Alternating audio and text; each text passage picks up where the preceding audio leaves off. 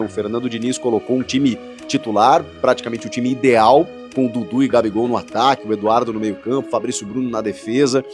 O Zubeldia, pelo lado do São Paulo, já deu uma preservada, deixou o Oscar para o segundo tempo, ele e o Caleri. No primeiro tempo, escalou uma outra formação, né? O Moreira improvisado na lateral esquerda, com o Igor Vinícius na direita, com a dupla de zaga, o Sapino, né? E aí depois entrou o Juan e o Ferrarese, né? E o Ferrarese na lateral direita, e depois o Alan Franco e o Juan entre os zagueiros. O Enzo Dias entrou no segundo tempo, lateral esquerdo, que acho que será titular na sequência, né? Enquanto o Wendel não chegar. Aí a gente teve o Alisson e o Pablo Maia abrindo o meio campo na segunda etapa também, uma dupla de volantes que marcou época aí no São Paulo, mas os dois sofreram lesões. O Alisson voltou antes, o Pablo Maia ainda não. O Pablo Maia, inclusive, jogou apenas alguns minutos, né, porque não jogava desde abril do ano passado, e aí entra o Santiago Longo no seu lugar. O ataque ali, né, com o Lucas no primeiro tempo e o Luciano e o André Silva. No segundo tempo, o William Gomes, o Eric e o Caleri no ataque, com o Oscar ali vindo de trás, armando o jogo, aquela coisa toda. Interessante pra gente ver. Os dois treinadores mudaram todos os jogadores na segunda etapa, então bagunçou um pouquinho, e aí fica difícil a gente analisar entrosamento, né, formatação tática, aquela coisa toda. Dá pra ver que o time do Diniz, né, que terminou a temporada até um pouco mais contestado, mas aí os reforços chegaram e a gente estava esperando, né, para saber o que ia ser desse Cruzeiro. Você vê que o time do Diniz tenta jogar da mesma maneira sempre, né, com muita participação do goleiro, saída de bola desde trás, trocando passes, aquela coisa toda, marcando pressão. Mas assim, o jogo começa, o Matheus Pereira, ele marca um gol com 30 segundos de jogo, justamente nessa marcação-pressão sobre a saída de bola do São Paulo, em que o Lucas Romero, que fez um partidaço no primeiro tempo, rouba a bola na saída errada do Sabino, e aí ele serve para o Matheus Pereira, que chuta no cantinho do Rafael. Depois disso, só deu São Paulo. O Cruzeiro ficou muito desconfortável no jogo, porque o São Paulo adotou um contraveneno, né? O que gosta esse São Paulo, esse Cruzeiro do Fernando Diniz? Bola no pé.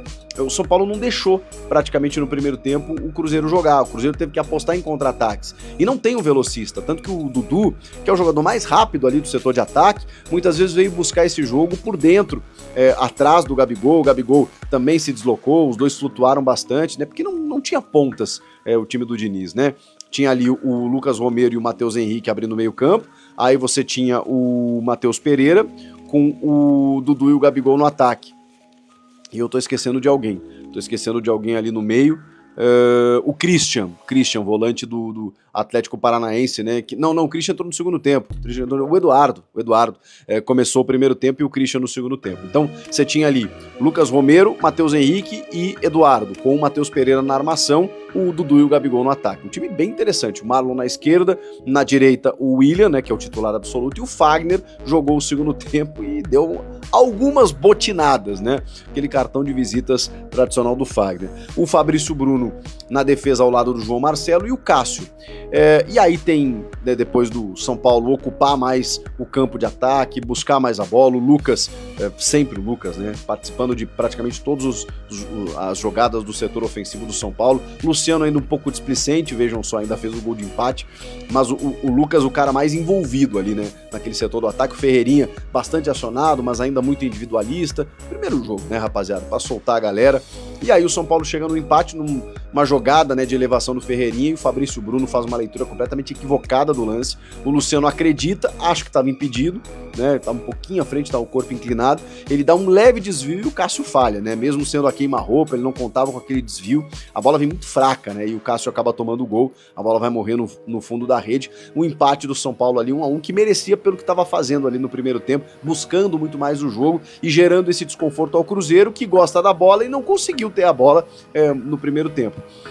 Vem para o segundo tempo, muda todo mundo, o Cruzeiro até tem mais posse, mas aí o São Paulo continua agressivo e o Léo Aragão, que entrou no lugar do Cássio, foi um dos destaques, né? Acabou evitando uma vitória são paulina, né? E eu queria destacar também, evidentemente, a entrada do Oscar, né? O Oscar entra no segundo tempo, claro que uma forma muito prematura ainda, né, pra gente falar qualquer coisa, mas eu tô falando aqui em termos de dinâmica de jogo, né, muda muito. O São Paulo dependeu muito do Luciano fazendo essa função, não teve meias nos últimos anos, de repente chega um Oscar que, cara, quando a bola tá no pé dele, você vê que ele mapeia o jogo, você vê que ele já busca alguém para dar um passe, ele tentou uma pro Caleri, ele tentou outra pro Caleri também, que o Juan se atravessou, ele buscou, ele tinha o William Gomes chegando pela esquerda e o Eric pela direita, teve alguns lampejos ali de refino técnico ali, né? Porque você vê que ele quase não corre ali, né? Porque ele é muito inteligente, muito bom tecnicamente. E claro, a questão física ainda vai demorar para ser aprimorada, mas é um jogador muito diferente, né? E assim, repito, né? É muito prematuro a gente fazer qualquer tipo de análise. Mas eu falo assim, em termos de referência na meia articulação. São Paulo, quando busca o Oscar, você já busca o Oscar, você já sabe que ele vai tentar um passe, né? Uma enfiada para alguma finalização, para um lance mais plástico, né, para uma jogada mais aguda, mais vertical. É um jogador diferente, realmente, que ainda não demonstrou nada. São só movimentos, tá? São só gestos técnicos que a gente está observando e movimentos que mudam digamos assim, a dinâmica do São Paulo realmente, né? O Zubeldia gosta de muita intensidade, gosta dos pontas, mas agora ele vai ter um cara para abastecer o Caleri, por exemplo, né? Que teve uma temporada muito abaixo no ano passado e que a gente espera muito mais, né, nesse ano. Acho que o São Paulo tá com um bom elenco, mas tem algumas questões ainda, né? Nas laterais, por exemplo, né? O Moreira foi improvisado no primeiro tempo, no segundo tempo jogou o Ferrarese improvisado na direita, e o Enzo Dias na esquerda. Então, ok, né? Você vai ter ali o Igor Vinícius na direita e o Enzo Dias na esquerda, mas para reserva você tem que improvisar ou o Moreira ou o Ferrarese. Você não tem tanta opção, porque o Wellington saiu e o Rafinha também. Então é uma questão assim que, em termos de elenco, né, para ver como o São Paulo vai suportar. Mas na meia cancha, por exemplo, né, o segundo tempo com Alisson e Pablo Maia, ainda tinha o Bobadilha, entrou o Santiago Longo, no primeiro tempo, né, você teve o Marcos Antônio e o Luiz Gustavo, ou seja, realmente tem alternativas aí o Zubeldia para montar uma equipe competitiva. Então, assim, gostei. Primeiro jogo ainda, né, rapaziada soltando e tudo mais, mas eu gostei do São Paulo. São Paulo me surpreendeu. O Cruzeiro tá se adaptando, né, gente? É um novo método, muitos jogadores jovens, forçando muitas vezes a jogada com o Cássio, né? O Cássio, a gente sabe que não é tão bom assim com os pés, e aí o São Paulo forçava esse erro do Cássio, a bola voltava para o São Paulo. São Paulo gerou esse desconforto no time do Diniz, que precisa trabalhar muito mais esse entrosamento, esse envolvimento, esse jeito de jogar, para ter uma confiança muito maior na sequência da temporada. Foi só o primeiro jogo, mas assim, o Gabigol se movimentou, o Dudu acho que buscou muito o jogo, gostei muito da personalidade do Dudu em querer resolver, por exemplo. O Matheus Pereira acabou fazendo o gol e, cara, deu uma entrevista no final do jogo meio surpreendente, assim, né, dizendo que enquanto estiver aqui vai dar o meu melhor, mas ninguém sabe o que pode acontecer amanhã, daqui uma semana ou duas. Sou um jogador que ouve outras propostas, vamos ver o que acontece. Não sei se ele tá querendo valorizar o passe, se ele tá incomodado com salários maiores dos companheiros que chegaram, né? Não, os caras que chegaram vão ajudar muito e tal. Ele foi político em algum momento, mas daqui a pouco ele começou a dar umas letrinhas aí de que pode sair, eu não entendi muito bem. Será que o Matheus Pereira pode estar de saída do Cruzeiro? Será que ele tem propostas? Será que ele está incomodado com alguma questão de reforços? Aí não sei. Mas foi estranha a entrevista do Matheus Pereira depois do jogo lá, ele que foi o destaque pelo lado do Cruzeiro. Eu gostei do Lucas Romero também e do Léo Aragão, o goleiro reserva.